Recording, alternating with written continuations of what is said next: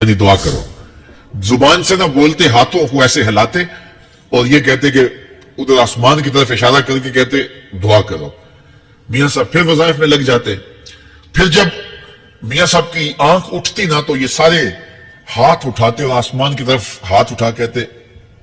میاں صاحب پھر وظائف میں لگ جاتے. جب 2-3 مرتبہ ایسا ہوا نا تو میاں صاحب کی ہنسی نکل گئی اور ایسے آسمان کی طرف دیکھ کے کہا چل ہن پا دے. کہتے ہیں بس یہ بات کہنے کی دیر تھی کہ چھم چھم نہیں برسنے لگا. تو جب کوئی حضور کا ہو جاتا ہے تو رب اس کو اپنا محبوب بنا لیتا ہے. تو حضور کی محبت خدا کی محبوبیت کا ذریعہ ہے. اس لیے ہمیں حضور کا پیار اپنی روحوں میں موجزن کرنا ہے, حضور کی محبت اپنی روحوں میں اتارنی ہے, اور محبت اپنے تمام تر تقاضوں کے ساتھ جب روح پذیر ہوگی تو پھر ہمارا انداز زندگی بھی سنور جائے گا, ہماری آخرت بھی سنور جائے گی. محبت کے من جملہ تقاضوں میں سے سب سے بڑا تقاضا محبوب کی اطاعت ہے کہ بندہ جس سے پیار کرتا ہے اس کی بات مانتا ہے. یہ ہے دعوی محبت کا ثبوت, اس کی دلیل. اور حضور کے صحابہ کی زندگیاں دیکھیے کہ انہوں نے حضور علیہ السلام کے ساتھ کیسے پیار کیا. حضور کی محبت میں اپنی عادتوں کو بدل دیا.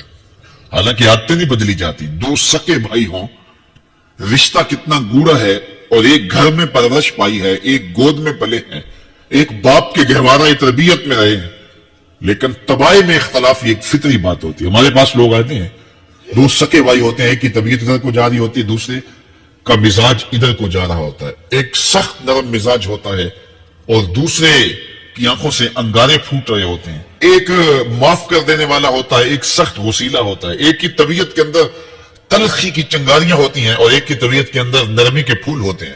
آپ نے بھی دیکھا ہوگا. تو یہ ایسا ہوتا ہے. اب اسی طرح کھانے پینے کی چیزوں میں طبائع کا اختلاف یہ فطری بات ہے. ایک کو ایک چیز پسند ہوتی ہے, دوسرے کو وہ چیز پسند نہیں ہوتی ہے. بعض کا ماں کو مسئلہ ہوتا ہے کہ یہ چیز اگر میں تیار کرتی ہوں تو میرا دوسرا بیٹا نہیں کھاتا, تو اس کے لیے بعض سے الگ سے کوئی چیز تیار کرنی پڑتی ہے کہ اس کی ڈیمانڈ یہ ہے اور میرے اس بیٹے کی ڈیمانڈ یہ ہے. مائیں مزاج سمجھتی ہیں. ایک آغوش میں پرورش پانے کے باوجود خون ایک ہے, گہوارہ تربیت ایک ہے, دودھ ایک ہے, لیکن طبیعتوں کے اندر اختلاف پایا جا رہا ہے. لیکن صحابہ کی زندگیاں دیکھیے, انہوں نے اپنی طبیعتیں بھی حضور کی طبیعت کے سانچے میں ڈال دی. حضرت انس بن مالک کو کسی نے دیکھا کہ وہ شوربے سے کدو کے ٹکڑے نکال نکال کے کھا رہے ہیں, تو کہا یہ کیا کر رہے ہو؟ کہا میں نے ایک دن حضور کو یوں کرتے ہوئے دیکھا تھا. تو طبائع کا اختلاف یہ ایک فطری اختلاف ہوتا ہے, لیکن صحابہ نے اس کو بھی چھوڑا اور حضور کی محبت کے سانچے میں ڈال دیا. پھر اس چیز کا انتظار نہیں کیا کہ حضور کا فرمان کیا ہے, حضور کی چاہت پہ اپنے مزاج کو بدلا. اللہ اکبر. حضور علیہ السلام مدینہ المنورہ کی گلی سے گزر رہے تھے. ایک گنبد نما مکان بن رہا تھا اور ایسے مکان حضور کو پسند نہیں تھے. تو آقا کریم علیہ السلام نے پوچھا یہ مکان کس کا ہے؟ کہا فلاں انصاری کا ہے. حضور گزر کے چہرے پہ تھوڑے سے ناگواری آثار حویدہ ہوئے. کسی نے اس صحابی کو بتا دیا کہ حضور گزرے تھے, تیرے مکان کو دیکھا, شاید پسند نہیں آیا. 2-4 دن کے بعد حضور دوبارہ گزرے, دیکھا کہ وہاں ملبے کا ڈھیر پڑا ہوا تھا. فرمایا صحابی کو بلایا گیا. کہا میں پرسوں ترسوں گزرا تھا, تیرا مکان دیکھا تھا, یہ کیا ہوا؟ عرض کی میں نے گرا دیا. فرمایا کیوں؟ عرض کی سنا تھا آپ کو پسند نہیں, سنا تھا آپ کو پسند نہیں.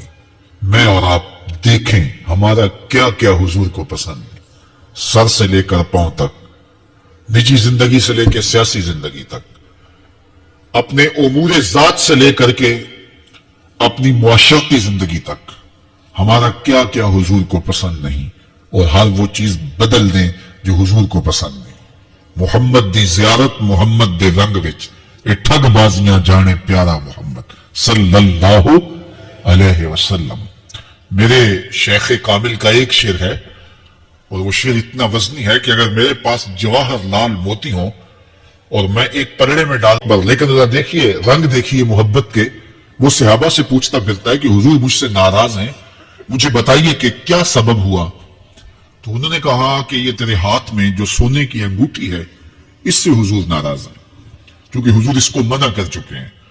امت کے لیے सोना चांदी हुजूर ने उम्मत के मर्दों के लिए मना फरमा दिया। सिर्फ 4.5 माशे से कुछ कम की अंगूठी चांदी की, वो भी अदद में एक हो, शरीयत ने जायज रखी है।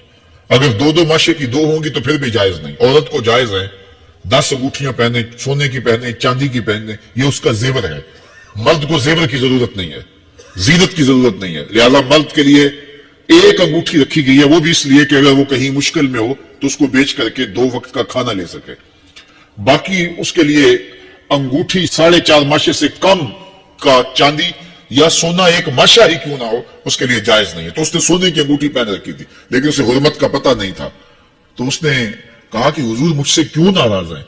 तो सहाबा ने कहा शायद ये इस अंगूठी की वजह से नाराज है। तो उसने ये नहीं कहा कि मुझे तो पता ही नहीं था, मेरा क्या कसूर। खैर, उसने अंगूठी उतार के हुजूर को पेश करते कहा, हुजूर आप इस वजह से नाराज हैं?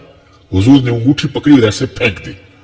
नाराजगी की वजह खत्म हो गई, वो बैठ गया, बात शुरू हो गई। अल्लाह अकबर। जब सिलसिला कलाम होता रहा, जब मजलिस बर्खास्त हुई, लोग उठ के घरों में जाने लगे, वो भी उठा और उल्टे पांव से पीछे चला।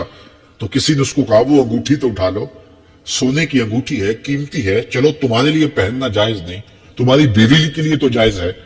तो उसने क्या जवाब दिया सुनिए। उसने कहा वल्लाहि ला आखुजुहु वक़द तरहहु रसूलुल्लाह सल्लल्लाहु अलैहि वसल्लम, अल्लाह की कसम मैं इस अंगूठी को कभी भी नहीं उठाऊंगा जिसको मेरे हुजूर ने फेंक दिया है।